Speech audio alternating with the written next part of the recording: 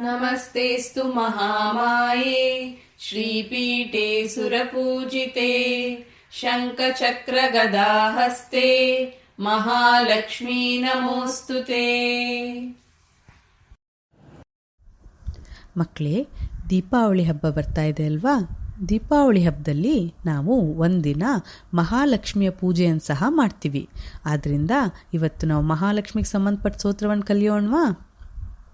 ಮಹಾಲಕ್ಷ್ಮಿ ಸಂಪತ್ತು ಮತ್ತು ಸಮೃದ್ಧಿಯ ದೇವತೆ, ತ್ರಿಮೂರ್ತಿಗಳಲ್ಲಿ ಒಬ್ಬರಾದ ವಿಷ್ಣುವಿನ ಪತ್ನಿ. ಈ ಶ್ಲೋಕವನ್ನು ಇಂದ್ರದೇವರು ರಚಿಸಿದ್ದಾರೆ. ಇಲ್ಲಿ ಏನಂತ ಹೇಳಿದ್ದಾರೆ ಅಂದರೆ, ಓ ಮಹಾಮಾಯೆ ಸ್ವರೂಪಿಣಿ, ನಿನಗೆ ನನ್ನ ಅನಂತ ನಮಸ್ಕಾರಗಳು.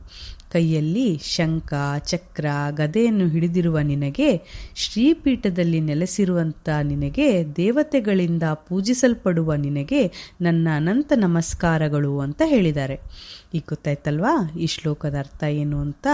ದೀಪಾವಳಿ ದಿನ ಎಲ್ಲ ತಪ್ಪದೆ ಈ ಶ್ಲೋಕವನ್ನು ಹೇಳ್ಕೊತೀರಾ ಅಲ್ವಾ? ಮತ್ತೆ ಮುಂದಿನ ಸಾರಿ ಇನ್ನೊಂದು ಶ್ಲೋಕದೊಂದಿಗೆ ಭೇಟಿಯಾಗೋಣ. ನಮಸ್ತೆ.